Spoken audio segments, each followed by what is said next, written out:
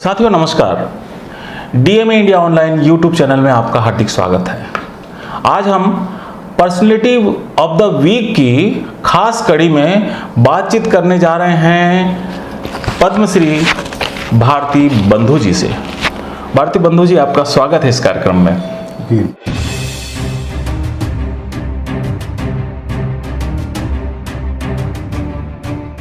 जी धन्यवाद, नमस्कार। साथियों, इसके पहले कि मैं इनसे आपकी बातचीत कराऊं, आपसे मुलाकात करवाऊं, बताना चाहूँगा कि पद्मश्री भारती बंधु एक जाना माना नाम है। कबीर दास के भजनों को वो बहुत ही अच्छी तरीके से, वो बहुत अच्छे से गाते हैं, समा बांध लेते हैं।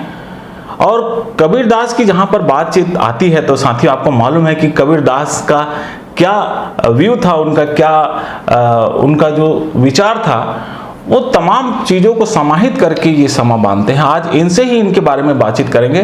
तो भारती जी, आप ये बताइए कि अभी तो आप रायपुर में ही रहना आपका होता है, लेकिन ख़ास तौर पर आप जो है आपका जन्म कहाँ पर हुआ, कहाँ पर शुरुआती पढ़ाई लिखाई हुई आपकी? साहेब बंदगी साहेब नमस्कार, वंदे मातरम, जय भीम। हम लोग ऐसे मूलतः, मेरी माँ उड़ीसा की है, मेरे पिताजी बस्तर के हैं। मेरे पिताजी फ्रीडम फाइटिंग में गए, स्वतंत्रता के बाद में वो रायपुर सेटल हो गए और रायपुर में हमारी शिक्षा दीक्षा, हमारा जन्म कर्म सब यहीं रायपुर का है। और हम लोग रायपुरिया हैं, छत्तीसगढ़िया हैं, रायपुर के जी। और सारी जो हमारे कर्म क्षेत्र, वो जो कुछ भी है सब रायपुर से ही है। हमारी शिक्षा दीक्षा, हमारी पढ़ाई लिखाई, हमारा गाना बजाना, म्यूज़िक, सब कुछ ये हमारे घर से ही हुआ है ये। और बस एक काम, एक मिशन की तरह चल रहा है ये। ठीक, जैसा कि हमने सुना है आपके बारे में कि कबीर के भजन आप भारती बंधु के नाम से एक बड़ा शोहरत है आप लोगों का। तो भाइयों को, अब मतलब आपके जो भाई हैं सब मिल करके गाते हैं, एक बहुत बड़ी बात है, बहुत ही एक मिसाल की बात भी है। तो कैसे ये शुरुआत हुई, मैं चाह रहा हूँ कि हमारे दर्शकों को बताएं कि ये शुरुआत कैसे हुई। देखिए जी, भक्ति संगीत जो है भारत में, इसकी दो धाराएं हैं। एक निर्गुण धारा है और एक सगुण धारा है। बिल्कुल। ये दोनों ही जो धाराएं हैं, रूट है, वो हमारे परंपरा में चली आ रही है। हमारे पूर्वज निर्गुण के उपासक थे, लेकिन मेरे जो दादाजी के गुरुजी वो सगुण के उपासक थे। तो उस समय से हमारे परंपरा में सगुण और निर्गुण दोनों का समावेश हुआ। भक्ति संगीत की शिक्षा हमारे घर में हमारे पिताजी से हुई। घर में ही गाना बजाना हम लोग करते थे और ऐसी सदगुरु की कृपा थी, माँ बाप का ऐसे आशीर्वाद है कि हम लोग बचपना से ही पारंगत थे। पारंगत शब्द से मतलब ये है कि हम लोग दूसरे साथ में गाना बजाना करते थे और बहुत अच्छा करते थे। मुझसे छोटा भाई जो है वो तबला वादक है और छत्तीसगढ़ के वरिष्ठ तबला वादकों में उनका नाम आता है। 25 वर्ष उन्होंने लोक संगीत में अपना समय दिया। मुझसे बड़े भाई बहुत अच्छा गाते हैं और उनसे एक बड़े भाई, वो भी गाना बजाना करते थे। वो कीर्तन पद्धति के गायक रहे हैं। अब उनका सतलोक हो गया है, वो इस दुनिया में नहीं है, सबसे बड़े भाई के। मेरे से छोटे और हैं, वो भी करते हैं, गाना बजाना करते हैं। मेरे से एक सबसे छोटा जो है वो एक बहुत बड़े इंटरनेशनल स्कूल में म्यूजिक का एचओडी है। और छत्तीसगढ़ में 90% जो एल्बम है या जो मूवी है उसमें उसका रिदम का बहुत बड़ा योगदान है उसका। मैंने इस परंपरा में, भक्ति संगीत की परंपरा में प्रयास किया, खोज किया, इन्वेंशन किया। मुझे बहुत पहले एक जानकारी मिली थी कि विश्व रत्न डॉक्टर बाबा साहब अम्बेडकर कि उनके माता पिता कबीरपंथी थे, तो निस्संदेह आज पूरी दुनिया जिस बाबा साहब को सलाम करती है वो कहीं ना कहीं कबीर का प्रताप है, उनका एक असर है। हाँ, असर है। और दोनों में मैं बहुत सारी चीज़ें सिमिलर देखता हूँ मैं। जिस समय मुगलों का आतंक था, पंडितों का पाखंड था और ये सारे चरमोत्कर्ष सीमा में थी, उस समय कबीर साहब आज से 600 साल पहले दोनों को लताड़ते थे। वो क्या शक्ति उनके पास थी, वही अंश बाबा साहब के अंदर भी देखा मैं कि जब पाखंड और दलितों का अत्याचार, दलितों के ऊपर अत्याचार बहुत ही बड़े पैमाने पे हो रहा था, उस समय बाबा साहब एक दिशा बन करके समाज को एक आईना दिखाया। मैं समझता हूँ कि जितना कष्ट, जितना तकलीफ बाबा साहब भोगे हैं, शायद ही हमारा समाज का कोई व्यक्ति इस तरह का कष्ट भोगा होगा। वो बातें भी मेरे दिमाग में असर करी और मेरे उस्ताद के एक पद जो है वो मेरे उस्ताद गाते थे, उस्ताद आशिक अली खान साहब, जिनसे मैं उनके गंडाबंद शागिर्द हूँ, किराना घराना के उस्ताद हैं वो। उनसे मैंने हारमोनियम वादन, गज़ल गायन, ठुमरी, दादरा और क्लासिकल की कुछ चीज़ें जो जितना सीख पाया मैं, वो सब मेरे गुरुजी की मेहरबानी है, मेरे उस्ताद की मेहरबानी है। उनसे सीखा तो वो एक भजन गाते थे राग कलावती में, मन लागा मेरो यार फ़कीरी में। तो ये जो यार फ़कीरी शब्द जो है मेरे को बहुत आंदोलित करता था। ये यार फ़कीरी क्या चीज़ है। उस समय से मैं धीरे धीरे, कब मैं कबीर का हो गया और कबीर मेरे हो गए, दोनों ही एक दूसरे में समाहित हो गए और मैंने अपना पूरा जीवन इसी तरह से जीना शुरू कर दिया। इसको देख करके हमारे देश के एक बहुत बड़े साहित्यकार, कवि, लेखक, शायर गिरीश पंकज जी कहते हैं कि महलों में भी रहे फ़कीर की तरह। भारती बंधु से प्रभावित होकर के आप कहते हैं कि महलों में भी रहे फ़कीर की तरह, ज़िंदगी को जी रहे हैं कबीर की तरह। वाह। तो आज उसी का परिणाम है कि हमने कबीर गायकी में एक शोध किया, एक इन्वेंशन किया और पूरी दुनिया में आज भारती बंधु का नाम है। जब भी कबीर पर कोई चर्चा होती है तो भारती बंधु उल्लेखित होते हैं। और आपको सुन के अच्छा लगेगा कि मध्य प्रदेश सरकार की जो पाठ्यपुस्तक है उसमें भी भारती बंधु का उल्लेख है कि कबीर को जन जन तक पहुंचाने में एक बड़ा कुमार गंधर्व जी, प्रहलाद टिपाणिया जी और भारती बंधु जी का बहुत बड़ा योगदान है कह करके उनके पाठ्यपुस्तक में भी इसका उल्लेख है। ये सब माता पिता का आशीर्वाद, गुरुजनों का आशीर्वाद है कि हम कुछ अच्छा कर पाए और हमारा पूरा समाज हमको सहयोग करता है। आज जब कभी भी हमको ज़रूरत पड़ती है, पूरा समाज हमारे साथ खड़ा रहता है। ये बड़ी प्रसन्नता की बात है और हमारे लिए ऊर्जा की बात है कि मैं जिस समाज से आता हूँ वो बहुत गरीब और बहुत ही मज़दूर वर्ग के लोग हैं, रोज़ कमाना रोज़ खाने वाले लोग हैं।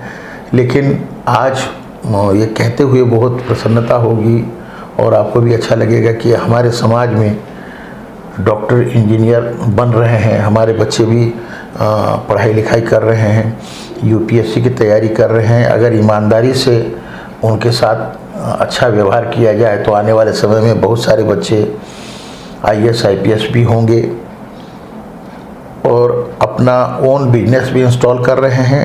कुल मिला के हमारा जो समाज बाबा साहब के नक्श कदम पर चल रहा है। जी, जैसा कि शुरुआत में मैंने दर्शकों को भी बताया, भारती बंधु, हाँ, तो शर्मा बंधु एक गायकी का एक नाम रहा है और काफ़ी चले भी एक समय। जी जी। हाँ। तो मैं चाह रहा हूँ कि भारती बंधु के बारे में थोड़ा सा बताइए कि कौन कौन बंधु है और कौन कौन बंधु क्या क्या करते हैं। देखिए, भारती बंधु इसलिए नाम हमारा पड़ा, भारती हमारा सरनेम है जी, और हम सभी भाई मिल के गाना बजाना करते हैं, इसलिए भारती बंधु कहा गया। और इसके पीछे भी एक संयोग है। हम लोग सब भाई को अलग अलग संस्थाएं बुलाती थी और उनके साथ हम गाना बजाना करते थे। तो एक दिन क्या हुआ, मेरे पिताजी और मेरी माताजी शाम को बैठे हुए थे, हम लोग तीनों ही किसी कार्यक्रम से लौट के आए। तो हम जब जाते थे तो हमारे माँ बाप की साहिबंदगी करके जाते थे, आते थे भी तो उनकी साहिबंदगी करते थे और सारा वो विवरण पूछते थे कि क्या क्या हुआ, कैसा गाना बजाना हुआ, कैसा हुआ, क्या क्या, वो सब पूछते थे। तो उसी दरमियान में मेरे से जो बड़े भाई थे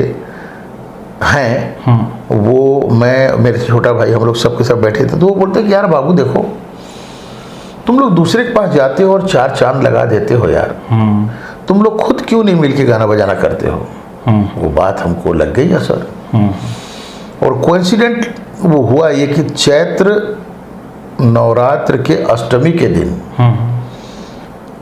रायपुर नयापाड़ा के दुर्गा मंदिर चौक में, दुर्गा मंदिर के सामने एक चौक है, वो चौक में एक आयोजन हुआ। तो उसमें मेरे बड़े भाई को किसी ने बुला लिया, मेरे छोटे भाई को किसी ने बुला लिया, मुझे किसी ने बुला लिया और हम लोग कोइंसिडेंटली वहाँ पे इकट्ठे हुए। अरे बोले आप कैसे, मैंने मेरे को बुला, वो बोला मेरे को बुला, हम लोग ऐसे करके आ गए। और वहाँ पे चंद्रकांत शर्मा बोल करके एक थे कलाकार लड़का, उसने अनाउंसमेंट किया कि अभी तो आपने इनको सुना, अब आप भारती बंधु को सुनिए। तो पहला संबोधन आज से 35 साल पहले उन्हीं के द्वारा लिया, उनके द्वारा कहा गया कि अब आप भारती बंधु को सुनिए। उस दिन से हम भारती बंधु मिल करके गाना बजाने की खूब तपस्या की, खूब दुनिया हिल जाए कुछ भी हो जाए। रोज शाम को 6 से 9 हमारे पिताजी ऐसे तख्त पर बैठते थे, वो माँ और पिताजी, और हम लोग नीचे बैठ के अभ्यास करते थे उनके सामने। पूरे 6 से 9 बैठ करके अभ्यास कराते थे। और उसका प्रतिफल ये हुआ कि नए नए कुछ आविष्कार हुए, प्रयोग धर्मिता हुई, बहुत सारी चीज़ें अच्छी हुई, सृजनशील का काम होते गया। और जो कबीर हम लोग गाते हैं वो कोई नहीं गाता, एक हमारी अपनी अपनी शैली है, ऐसा कहना चाह रहे हैं। तो हम सब भाई मिल के गाना बजाना करते हैं। और जो रियाज करते थे हम लोग 6 से 9, उसी का परिणाम है कि नए नए कुछ आविष्कार होते गए। तो उसमें भी हमने, क्योंकि कबीर गायकी में हमने एक इन्वेंशन किया, वो आपको बताया था मैंने। तो वो इन्वेंशन इस तरह का हुआ कि एक कबीर के पद को एक सुर में ढाल के गाना एक सामान्य बात है ये, मतलब एक निश्चित वर्ग को अच्छा लगेगा। लेकिन हमको लगा कि कबीर तो सर्वहारा वर्ग के, समाज के सभी वर्ग के लोग हैं, के लिए हैं। तो एक विशेष व्यक्ति को ही अच्छा लग रहा है, बाकी लोग उससे छूट रहे हैं। तो हमने उसमें प्रयोग किया कि क्या किया जाए कि हमारा कबीर सबको अच्छा लगे। तो गायन की जो क्षेत्र में हमने उस पर कहीं पर फोक का इस्तेमाल किया, लोक संगीत का एलिमेंट दिया। फिर कहीं कहीं पर हमने उसमें सूफी का एलिमेंट दिया। फिर कहीं पर हमने क्लासिकल, जहाँ पे जितना रिक्वायरमेंट है, जरूरत थी, हाँ उतना हमने वो किया। तो वो एक तरह का एक अच्छा फ्लेवर आ गया उसमें। फिर भी हमको लगा कि यहाँ कुछ कमी है। ये तो सिर्फ गायन के पक्ष के संगीत वालों के लिए अच्छा लगेगा, साहित्यकारों के लिए और बुद्धिजीवियों के लिए इसमें क्या। तो हमने उस पर खोजा कि इसमें क्या चीज़ की कमी है। तो हमको लगा कि इसमें कबीर साहब जो कह रहे हैं, कबीर साहब की वाणी को समझना बहुत मुश्किल काम है, बड़े बड़े के समझ के बाहर है। तो उसको क्या किया जाए तो वो आपके करीब आए या आप उनके करीब जाओ। फिर हमने देखा कि कबीर साहब ने जो बात कही है, ऐसे अन्य संतों ने जो कहा है, उसको भी हमने उसमें ऐड किया। अच्छा। फिर उसमें अच्छा रिस्पांस आया। लेकिन हमको लगा कि एक वर्ग अभी भी छूट रहा है, जो ऑडियंस के पीछे जो बैठा है, उसको लग रहा है कि उसकी बात नहीं हो, हाँ उसकी बात नहीं हो पा रही है। तो हमने उसमें कोशिश किया कि क्या करें कि समाज का सभी वर्ग इसमें जुड़े। युवा भी जुड़े, वयोवृद्ध भी जुड़े, बुजुर्ग भी जुड़े, महिला पुरुष सब उसमें जुड़े, और सबको लगना चाहिए कि मेरे लिए गा रहा है। तो हमने निरर्थक नहीं, सार्थक शेरो अशार का भी उसमें इस्तेमाल किया। अच्छा। वो फिर हमारा प्रयोग इतना सक्सेस हुआ कि समाज के सभी वर्गों को, चाहे वो रिक्शा चलाने वाला हो या हवाई जहाज में उड़ने वाला हो, सबको हमारा कबीर अच्छा लगने लगा और बहुत ही आनंददायी, दूर तक, देर तक असर करने लगा। तब हमको लगा कि हमारा प्रयोग सार्थक हुआ और हमारा जीवन भी सार्थक हो रहा है कि हम कुछ काम कर पा रहे हैं। देश के बड़े बड़े विद्वानों ने इसको कहा कि नहीं, ये भारतीय बंधु शैली है और इसमें बहुत सारी चीज़ें हैं। हमारे देश के एक बहुत बड़े साहित्यकार और संस्कृति कर्मी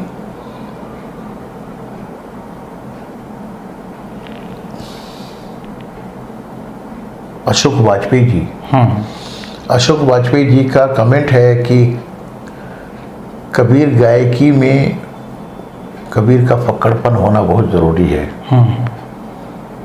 नहीं तो उसके बिना कबीर गायकी अधूरा है।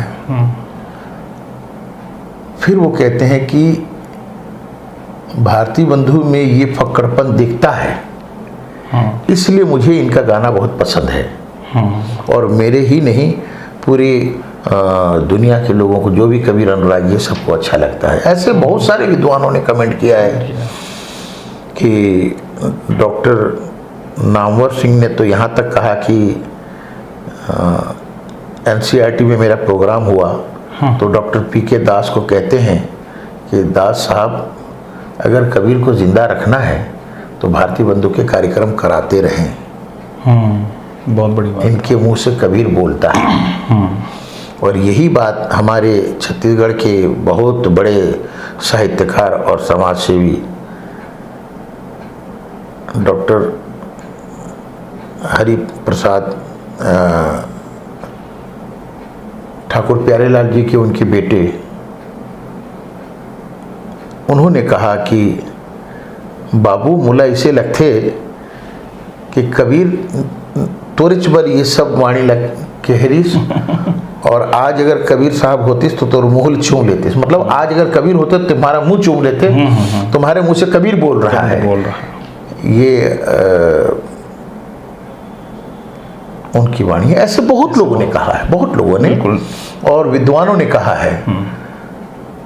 बुल्गारिया के सोफिया यूनिवर्सिटी के HOD हिंदी विभाग की प्रोफेसर योर्दानका ने कहा कि भारतीय बंधु के कबीर गायन को सुनना, जिनसे हम पदों की समीक्षा करवाते थे, व्याख्या करवाते थे, उनकी देन, हमारे माँ बाप की देन, हमारे गुरुजनों का देन, उन सब के आशीर्वाद से आज भारतीय बंधु एक वटवृक्ष के समान है और पूरी दुनिया में प्रसिद्ध है। बिल्कुल। तो भारती जी, इससे पहले कि हम कुछ और बातचीत करें, कुछ आगे बढ़ाएं बातचीत, बिल्कुल, मैं चाहूँगा कि कुछ पद आप कबीर के हमारे दर्शकों के लिए गाएं।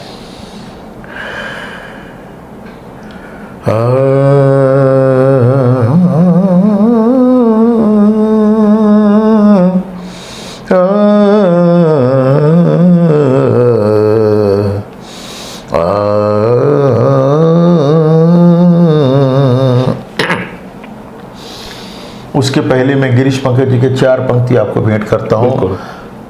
इस चैनल के माध्यम से पूरी दुनिया में मानव कल्याण के लिए, विश्व शांति के लिए, विश्व कल्याण के लिए ये 4 पंक्ति भेंट कर रहे हैं हम। ऊपर वाला, ऊपर वाला, ये किसी हिंदू, मुस्लिम, सिख, ईसाई के लिए नहीं है, सकल मानव समाज के लिए है ये। ऊपर वाला ऐसा कर दे, सबका घर खुशियों से भर दे, जो उड़ना चाहे तू उनको रंग बिरंगी सुंदर पर्दे,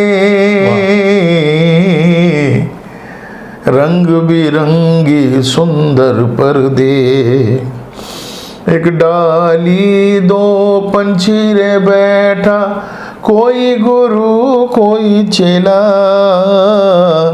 एक डाली दो पंछी रे बैठा, कोई गुरु कोई चेला, गुरु की करनी गुरु भरेगा, गुरु की करनी गुरु भरेगा, चेला की करनी चेला रे साधु, उड़ जा हंस अकेला रे साधु, बहुत उड़ जा हंस अकेला, एक डाली दो पंछी रे बैठा, कोई गुरु कोई चेला। कबीर साहब ने इसीलिए कहा है कि गुरु की करनी गुरु भरेगा। हमारे यहाँ छत्तीसगढ़ में एक कहावत है, खाना है कि पानी पियो छान के और गुरु बनाओ जान के। बड़े सोच समझ के गुरु बनाना, गुरु घंटाल को गुरु मत बनाना। नहीं तो पता लगा कि आज जिनकी हम आरती उतार रहे हैं और कल वो जेल के अंदर में है। सही बात। तो ऐसे लोगों से बच के रहना। अंधा गुरु का अंधा चेला और नरक के द्वार में ठेलम ठेला, इनसे बचिए, ये कबीर साहब ने कहा है। गुरु हमारो बाणिया सहज करे व्यापार, गुरु हमारो बाणिया सहज करे व्यापार, बिन डाणी बिन पालना तोले सब संसार। ऐसा हमारा सदगुरु है, उसकी शरणागत होना है, ये कबीर साहब कह रहे हैं। गुरु की करनी गुरु भरेगा, गुरु की करनी गुरु भरेगा, चेला की करनी चेला रे साधु, उड़ जा हंस अकेला रे साधु, उड़ जा हंस अकेला, उड़ जा हंस अकेला रे साधु, उड़ जा हंस अकेला। देखिए साहब, तिनका चुनी चुनी महल बनाया, लोग कहे घर मेरा रे साधो, लोग कहे घर मेरा, ना घर मेरा ना घर तेरा, ना घर मेरा ना घर तेरा, चिड़िया रैन बसेरा रे साधो, उड़ जा हंस अकेला रे। अब देखिए फिर इसका तेवर बदल रहा, रंग बदल रहा। देखिए,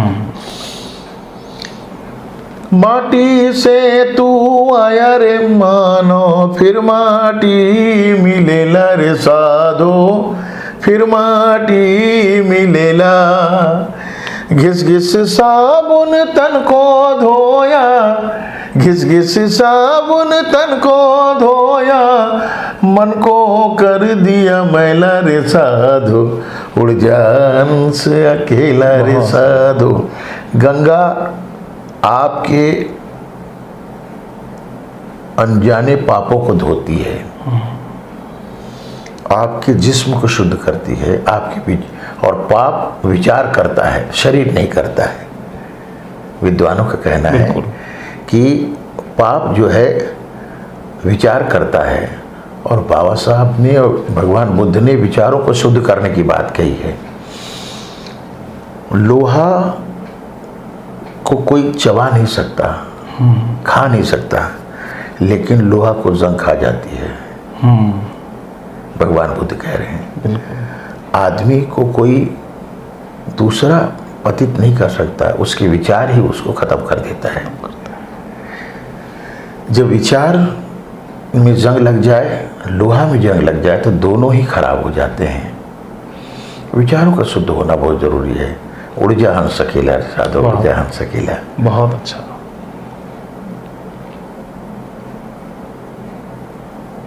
कौड़ी कौड़ी माया जोड़ी, जोड़ी भरेला थैला रे साधो, जोड़ी भरेला थैला। कहे कबीर सुनो भाई साधो, कहे कबीर सुनो भाई साधो, संग चले ना धेला रे साधो, उड़ जा हंस अकेला रे साधो, उड़ जा हंस अकेला, उड़ जा हंस अकेला रे साधु, उड़ जा हंस अकेला, उड़ जा हंस अकेला। कहने का तात्पर्य ये है जीवन के सब फैसले आपको अकेला लेना है। आप इतने सबल हो जाइए, इतने योग्य हो। कबीर के गीतों को जब आपके वाणी से सुनते हैं तो ऐसा लगता है कि वो गीत कंटिन्यू उसको हम सुनते रहें। और मेरा ख्याल है कि हमारे दर्शकों को भी ऐसा ही लग रहा होगा, क्योंकि कबीर जो है वो सिर्फ भजन नहीं है, उसके साथ में उनका एक विचार जीवन दर्शन है, जीवन दर्शन है, जो कि आम लोगों के लिए वो एक प्रेरणा का भी काम करता है, एक मार्गदर्शन का भी काम करता है। तो आपने अपने बारे में बताया भारतू बंधु जी, आप काफ़ी डिटेल से आपसे बातचीत हुई, बड़ा अच्छा लगा आपसे बातचीत करते करते। तो मैं चाहूँगा कि जाते जाते अगर आप कुछ हमारे दर्शकों के लिए, ऐसे लोग जो कि गीत गज़ल और कबीर को लेकर के जो लोग काम कर रहे हैं, जो चाहते हैं कि इस लाइन में आएँ और अपना एक मुकाम हासिल करें, उनके लिए आप एक मिसाल की तरह भी हैं। तो मैं चाहूँगा कि हमारे दर्शकों से कुछ आप बात साझा करें। कबीर को गाना आम बात नहीं है। जब तक कि आपके अंदर कबीर प्रवेश नहीं करेगा, कबीर तत्व आपके अंदर नहीं आएगा, तब तक कि आप कबीर नहीं गा सकते। कबीर गाएंगे भी तो सिर्फ एक कंपोजिशन गाएंगे, उसमें रस नहीं रहेगा, उसमें आकर्षण नहीं रहेगा। उसके लिए आपको उस रस में डूबना पड़ेगा, उसमें भीगना पड़ेगा। बहुत पूरी भारत में और भारत से बाहर बहुत लोग कबीर को गाते हैं, अच्छा भी लगता है, लेकिन ऐसा लगता है कि कहीं कुछ छूट रहा है, कुछ चीज़ें की कमी है। वो कमी भाव की है, वो कमी समर्पण की है। तो ये कहीं कहीं पर ही दिखाई देती है ये सारी चीज़ें। हम जब कोई पद को कंपोजिशन करते हैं, ट्यून करते हैं, तो ट्यून करने के पहले विद्वानों से उस भजन को, उस लिरिक्स को ले जा कर के चर्चा करते हैं, उनसे सीखते हैं कि इसका क्या मतलब है। जी जी। और जब उसके अर्थ को जानते हैं तब उसकी ट्यूनिंग करते हैं, तो वो बहुत अच्छा रहता है। अब जैसे एक उलटबासी है कबीर साहब की, और उनका रहस्यवाद भी है उसमें। तो पहले मैं रहस्यवाद वाले पद की थोड़ा सा विवेचना करूंगा, बिल्कुल सामने लाना चाहूंगा। ठठरी छानी चले बंजारा, इस संसार में आप आते हैं जिस्म को लेकर, वो पांच तत्व को लेकर के, चित्त जल पावक गगन समीरा, पंच तत्व ये अधम शरीरा, उसी को छोड़ करके जाना है। जो वो ठठरी की तरह है, वो उसी को संबोधन किया कबीर साहब ने, ठठरी। ठठरी छानी चले बंजारा।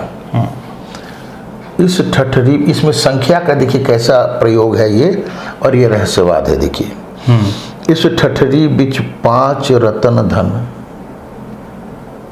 कोई कोई परखन हारा।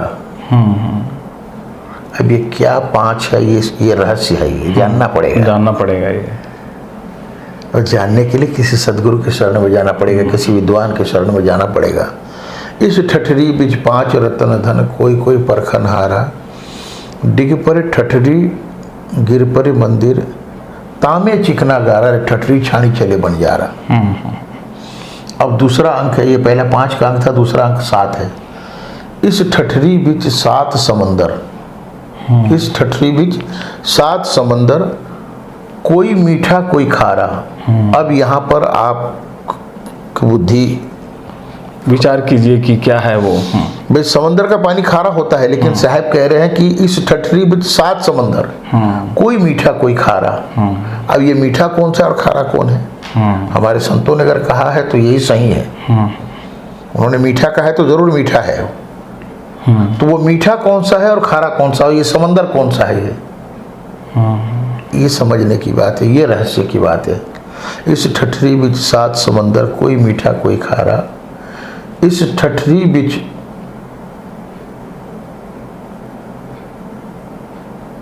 चांद सूरज है, यही बीच 9 लाख तारा रे ठठरी छाणी चले बंजारा। अब तीसरा अंक देखिए 9 का। इस ठठरी बीच 9 दरवाजा और 10वां गुपत बिचारा। कहत कबीर सुनो भाई साधु, सदगुरु नाम उबारा रे ठठरी छाणी चले बंजारा। ये रहस्यवाद है। इसको गाने के पहले भाई कोई किसी के पास भी ये पद जाएगा तो वो ट्यूनिंग करेगा, गा देगा, लेकिन उतना पर्याप्त नहीं है। इसको गाने के पहले जब आप खुद समझेंगे ये ठठरी क्या है और छाण के जाने वाली क्या बात है, और ये जो तीनों अंक है इसको समझना पड़ेगा। ये 5 क्या है, ये 7 क्या है, ये 9 क्या है। बिल्कुल। जब आप इसको समझेंगे तब जब इसको गाएंगे तब इसमें रस का रसायन पैदा होगा। और देखिए एक उलटबासी है।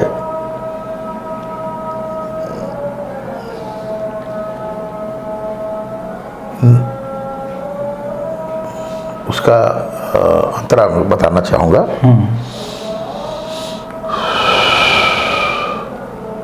पहला अंतरा देखिए, सबसे पहले हम जन्मे पाछे बड़ा भाई।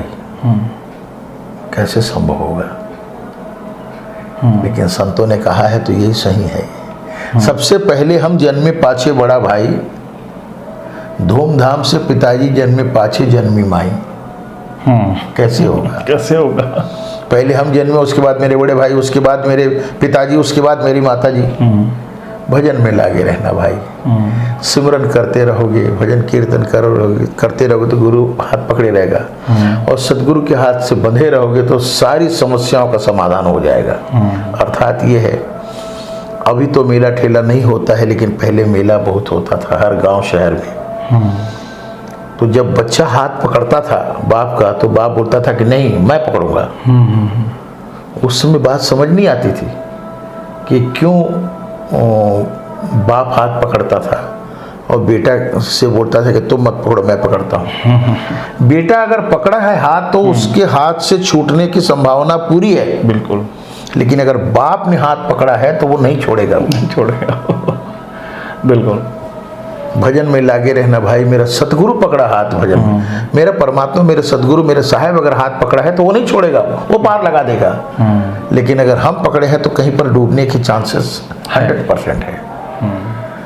तो वो हाथ कैसे है? वो सिमरन का माध्यम है। वो भजन कीर्तन सिमरन, उसकी सिमरन, उसके नाम का सिमरन करना बहुत ज़रूरी है, तब जाकर के बात होगी। फिर आगे कहते हैं कि कीड़ी चाली सासरे नौमन सुरमो सार। ज्ञान विज्ञान सब फेल हो जाएगा साहब। देखिए इसमें चींटी ससुराल जा रही है, सुरमा लगा के जा रही है, और वो भी कितना सुरमा? 9 मन सुरमा लगा के जा रही है।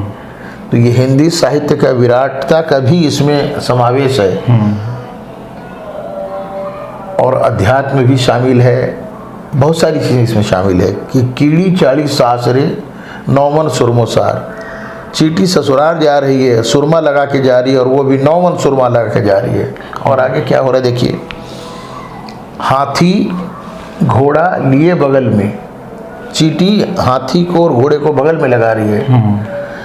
हाथी घोड़ा लिए बगल में, ऊंट गले लटकाई भजन में लागे रहना भाई। मेरा सतगुरु पकड़ा हाथ भजन में लागे रहना भाई। अब इसको समझना बहुत मुश्किल काम है ये।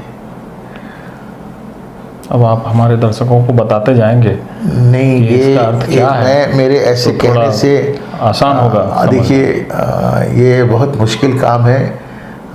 जो भी मेरे श्रोता, जो भी मेरे दर्शक देख रहे हैं, सुन रहे हैं, वो कभी अपने शहर में हमारे कार्यक्रम आयोजित करें और सामने सामने बैठ कर के इसका अर्थ सुने, तब आपको समझ आएगा।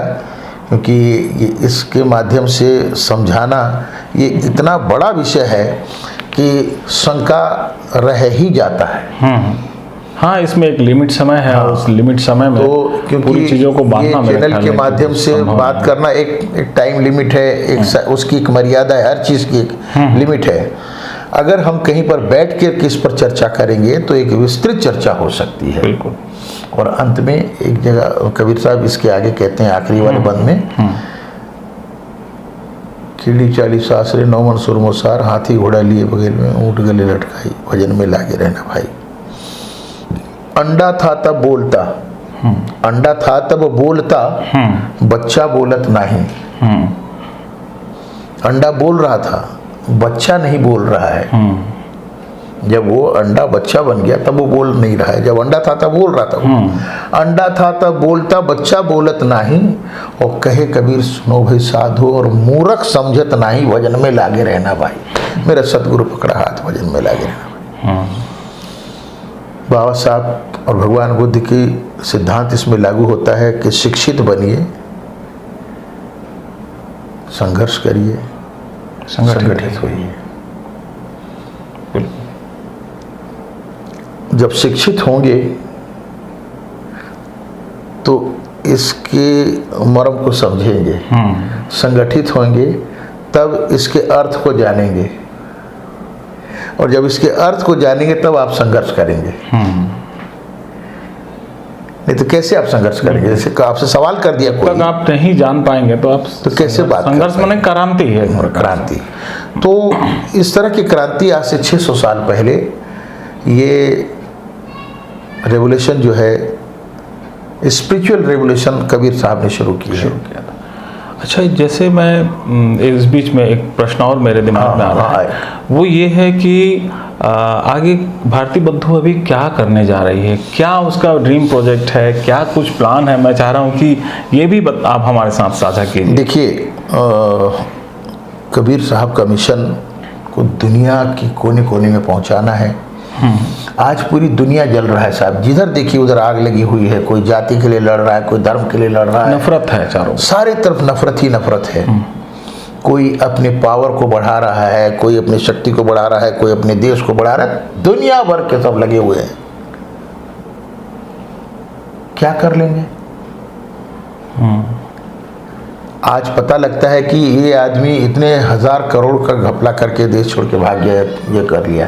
खाता कितना है? 2 ही रोटी खाता है, लेकिन वो हवस ये सब करने पे मजबूर कर दिया। इस पूरी दुनिया को, पूरे मानव समाज को अगर कहीं इस आग से बचा सकता है तो केवल और केवल भगवान बुद्ध और सदगुरु कबीर साहब की वाणी ही मानव समाज को मानव कल्याण कर सकता है, विश्व कल्याण कर सकता है। और इसमें हम जितना कर सकते हैं ये हमारी मिशन है। ये मैंने आज तक 7500 से ज़्यादा कार्यक्रम किया है। 30 विश्वविद्यालय में कार्यक्रम किया है, 20 सेंट्रल जेल में कार्यक्रम किया है, जिसमें तिहाड़ जेल भी शामिल है। तो हम जिस माध्यम से समाज की सेवा कर सकते हैं वो हम अपने स्तर पे करते ही हैं। और कई सारे जो वृद्धाश्रम है, अनाथ आश्रम है, वहाँ भी जाके हम कार्यक्रम करते हैं। कबीर साहब ने कहा है कि माटी के एक नाग बना के पूजे लोग लुगाई, असल नाग जब निकलन लागे तो ले लाठी धमकाई। जियत बाप ला रोटी ना देवे, मरेमा खूब खवैया, मुट्ठी भर भात हाथ में लेके कौआ ला बाप बनाई हो, रे वाला मन भजन बिना तो पइयो। बहुत। तो ये इस तरह का हमारा उद्देश्य है, इस तरह का हमारा मिशन है कि समाज में ये जो विकृतियां हैं, ये जो आडंबर है, ये जो ढोंग है, ये जो पाखंड है, ये असमानता जो है, ये सब मिटना चाहिए। मानव से मोहब्बत करे, ये नफ़रत की दीवारें गिरनी चाहिए। गिरीश पंकज कहते हैं कि गिरती है दीवार, ये नफ़रत की दीवार चाहे कितनी मजबूत क्यों ना हो जाए, इसको गिरना पड़ेगा, गिराना पड़ेगा। गिरती है दीवार धीरे धीरे, जोर लगाओ यार धीरे धीरे, मिलने जुलने में कसर ना छोड़ना तुम, हो जाएगा प्यार धीरे धीरे। महात्मा ज्योतिबा फुले ने अपने जीवन काल में उनके मेहनत का, उनके जो उन्होंने समाज के लिए किया वो देखा नहीं, वो देखा डॉक्टर बाबा साहब अम्बेडकर ने। सही है। और बाबा साहब ने अपने जीवन में जो संघर्ष किए वो उन्होंने देखा नहीं, वो हम लोग उनके खेती किए को हम लोग काट रहे हैं। आज हम जिस स्तर पे हैं ये सब बाबा साहब की मेहरबानी है। मेहरबानी है। बहुत बहुत धन्यवाद चलिए, बहुत अच्छा लगा आपसे, और अभी भी ऐसा लग रहा है कि इनसे बातचीत होती रहे और बात खत्म ना हो, लेकिन जब समय कभी भी- की अपनी एक हाँ, समय की सीमा अपनी है, मर्यादा है, एक सीमा है। और उस सीमा को हमको ध्यान में रखना पड़ेगा। भारती बंधु जी, भविष्य में फिर किसी मुद्दे पर लेकर जब के कभी आपके भी साथ मैं बातचीत जरूर करेंगे, और इस काम के लिए हर हमारे- समय 24 घंटा हाजिर हूँ। और मैं आपके चैनल के माध्यम से सभी श्रोताओं और दर्शकों को ये आश्वासन देना चाहूँगा कि जब कभी भी आपके मन में कोई शंका हो तो मुझे किसी भी समय आप संपर्क कर सकते हैं, चाहे दिन हो चाहे रात हो। मेरा मोबाइल 24 घंटा चालू रहता है। बिल्कुल, मेरे मोबाइल सिर्फ फ्लाइट में ही बंद रहता है, कार्यक्रम के समय फ़ोन नहीं उठा पाता हूँ मैं, बाकी समय आप कभी भी फ़ोन करें कर सकते, मैं बहुत अच्छी हाजिर बात रहता हूँ। है। तो साथियों, बहुत ही अच्छी रही ये बातचीत, और आप बिल्कुल कमेंट्स बॉक्स में जाइए और बताइए ये बातचीत कैसी रही, आपको कैसी लगी। और साथ में अगर आप इस चैनल में नए आए हैं तो आप सब्सक्राइब कीजिए, वीडियो को शेयर करना बिल्कुल ना भूलें। तो अगली बार फिर हम किसी खास पर्सनैलिटी को लेकर, पर्सनैलिटी ऑफ द वीक की इस खास कड़ी में आपके सामने फिर से रूबरू होंगे। तब तक के लिए बहुत बहुत धन्यवाद। नमस्कार, जय भीम। नमस्कार आपको भी भारती बंधु जी। DMA India online channel, YouTube channel, online channel को मैं बहुत बहुत धन्यवाद देता हूँ, बहुत बहुत बधाई देता हूँ कि आप एक बहुत अच्छा काम कर रहे हैं, कि हम जैसे लोग कभी कभी अपनी बात मुक्त होकर कह नहीं पाते हैं।